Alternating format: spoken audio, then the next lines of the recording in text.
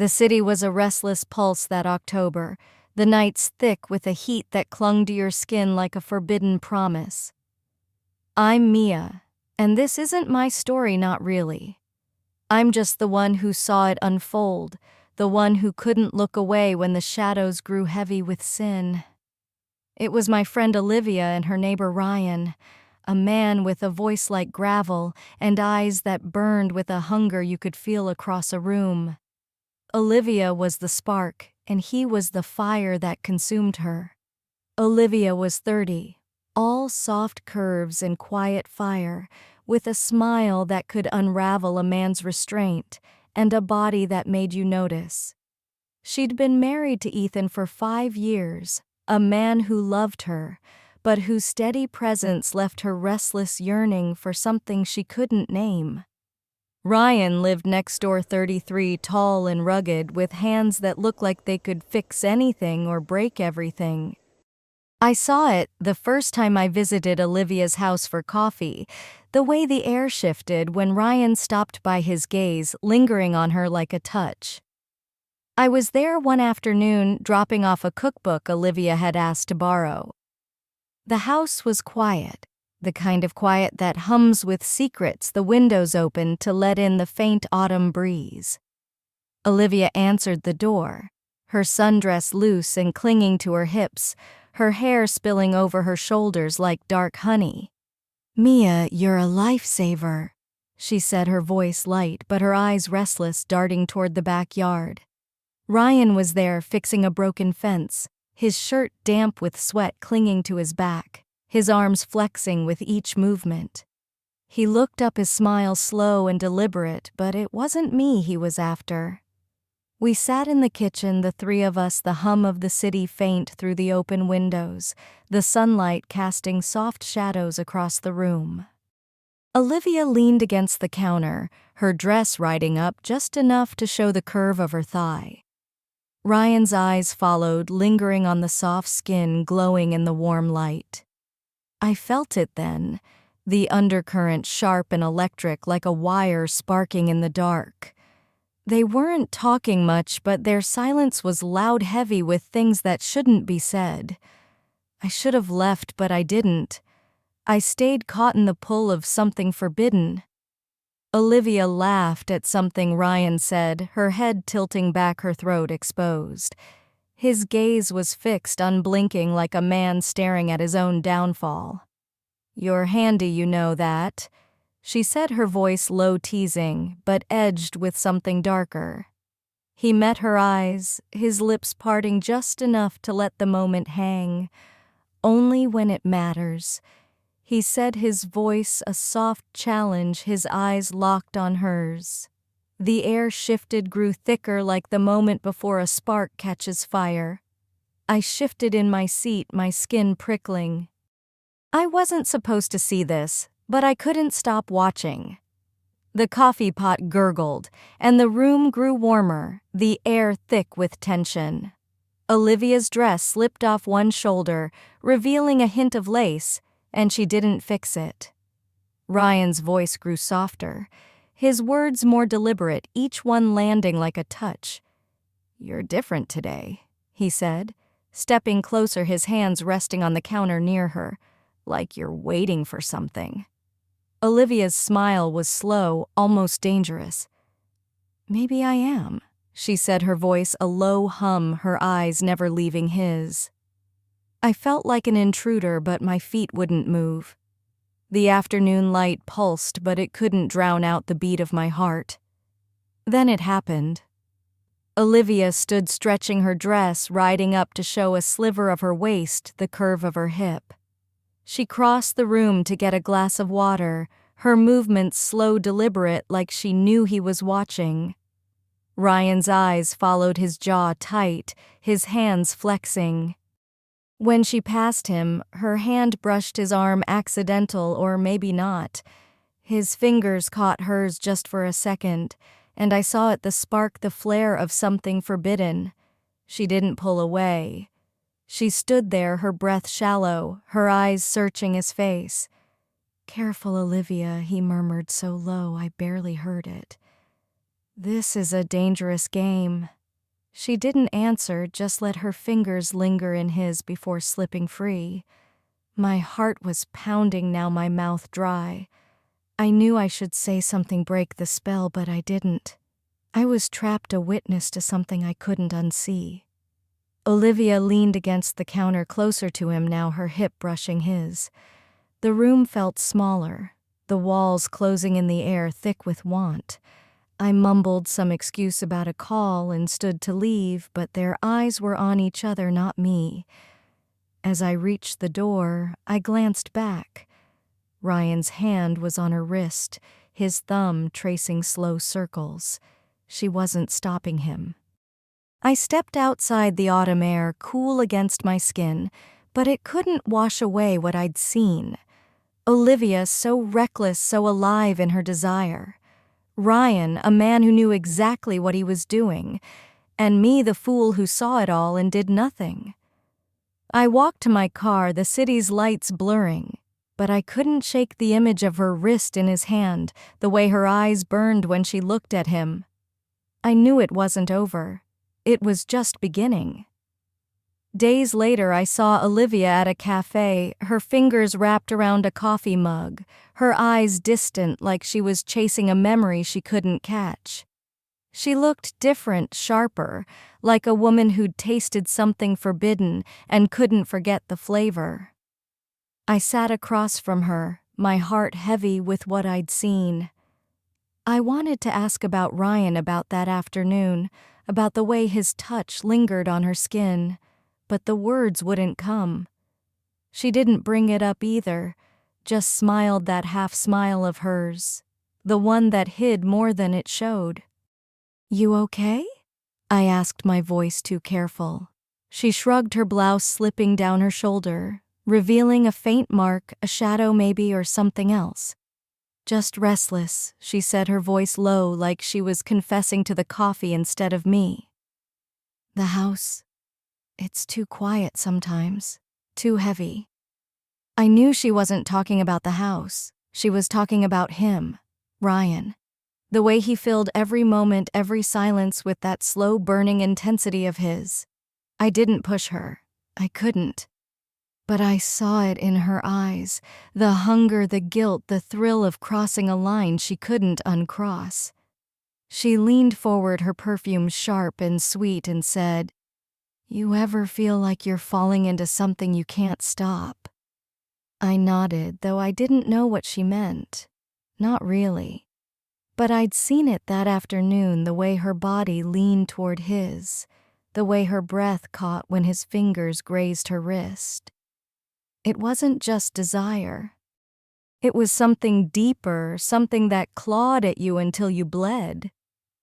That evening I went back to their house. I don't know why.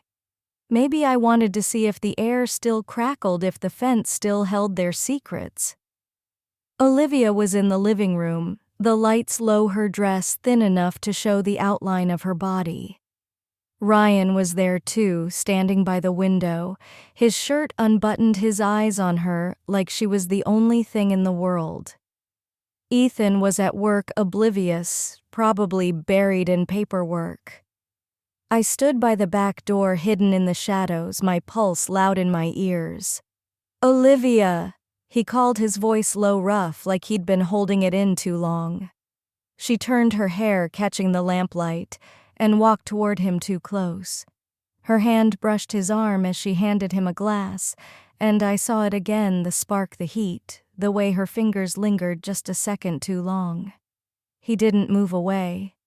Instead, he looked at her, his eyes dark, unreadable, like a man staring at his own ruin. "You're making this hard," he said, but his voice was weak, like he was begging her to prove him wrong. She didn't answer, just tilted her head, her lips parting slightly. The air between them was alive, pulsing like the moment before a kiss you know you shouldn't take.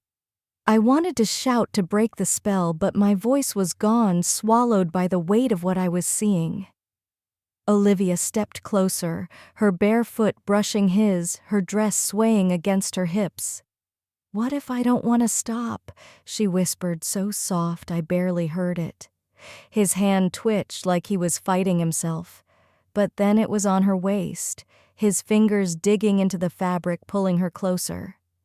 The world seemed to slow the lamplight, wrapping them in a haze of gold and shadow. His thumb traced the curve of her hip, slow, deliberate, like he was memorizing her. She didn't pull away. Her breath was shallow, her chest rising and falling too fast. I could see it, the want, the need, the way it consumed them both. It was wrong, so wrong, but it was alive, burning brighter than anything I'd ever seen. I turned away, my face hot, my heart racing. I shouldn't have stayed, but I did, caught in the pull of their sin. When I looked back, they were closer, her hand on his chest, his fingers tangled in her hair. The air was thick with their heat, their guilt, their hunger. "Olivia," he said again, his voice a low growl like a man drowning. She didn't answer, just leaned into him, her lips brushing his jaw so soft it was barely a touch. But it was enough. Enough to shatter the last thread of restraint. His hand slid lower, pulling her against him, and I saw the way her body melted into his, the way her eyes closed, like she was surrendering to something bigger than herself. I left then, my steps unsteady, the night pressing against me like a weight. I didn't want to see what came next, but I knew. I knew the way their bodies would move, the way their breaths would tangle, the way the night would swallow their sin. Olivia so reckless, so alive in her desire. Ryan, a man who'd crossed a line he couldn't uncross. And me, the witness, the one who saw it all and did nothing. The house loomed behind me, its windows dark, its secrets darker. The weeks that followed were a blur of whispers and glances, each one heavier than the last. Olivia didn't talk about it, but she didn't have to. It was written all over her, in the way her eyes lingered on the empty spaces where Ryan had been, in the way her fingers trembled when she poured her coffee. I saw her less, but when I did, she was a shadow of herself, caught between the thrill of what she'd done and the guilt that clawed at her soul. Ryan was no better. I caught him once outside his house, his face tight, his eyes haunted like a man who'd tasted paradise and knew he'd burn for it. Ethan was around more, his presence a stark contrast to the fire that had raged in his absence. Olivia and Ryan moved around him like ghosts, their touches careful, their smiles forced. But I saw it, the way their eyes met across the fence, the way their fingers brushed when they passed each other like they couldn't help themselves. It was a secret too big to hold, a fire too hot to contain. I wanted to tell Ethan to shatter the lie, but I didn't. I was complicit, bound by what I'd seen, what I hadn't stopped. One night I went back to the house uninvited. The air was thick with the scent of jasmine, the moon low and heavy, casting shadows that danced like lovers. Olivia was in the backyard, her dress white and sheer, clinging to her like a second skin. Ryan was there too, his shirt open, his chest rising and falling too fast. They didn't see me, didn't know I was there, hidden in the shadows of the porch. The air between them was alive, pulsing with the same heat I'd felt that first afternoon, but now it was sharper, more desperate, like they knew the end was coming. "Olivia," he said, his voice low, raw, like a man pleading for salvation. She turned to him, her eyes wide, her lips parted, and I saw the war in her, the want, the shame, the need that burned hotter than both.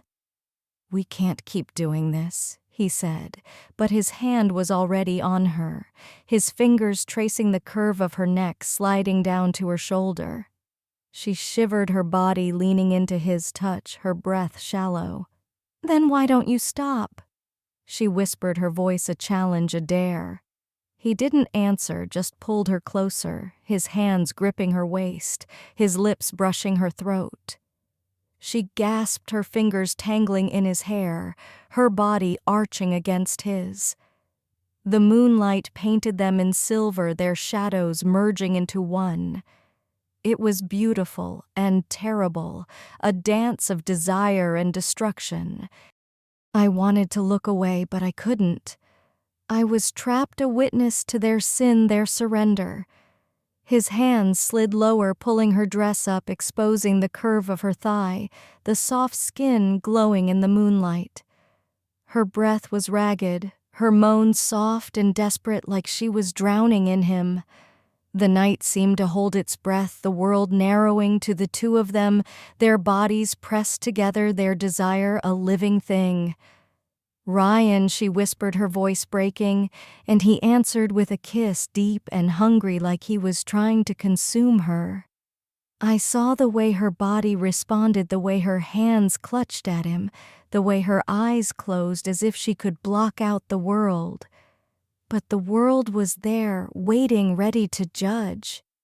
I left before it went further, my steps silent, my heart pounding. I didn't want to see the end, but I knew it was coming. Olivia and Ryan caught in a web they'd spun themselves, bound by desire and doomed by it. The house loomed behind me, its windows dark, its secrets heavier than ever. I drove away, the night swallowing me, but I couldn't escape the image of them, their bodies tangled, their breaths, mingling, their sin burning brighter than the moon. So here I am telling you this story, my voice shaking with the weight of it. I saw it all and I did nothing. Maybe that's my sin too. If this hit you hard, if it stirred something in you, hit that like button, share it with someone who gets it, and subscribe for more stories that cut deep. Leave a comment. Tell me what you'd have done, or don't just let it simmer. Check out the next video because trust me, the shadows have more to say. Until then, keep watching, keep feeling, and don't look away.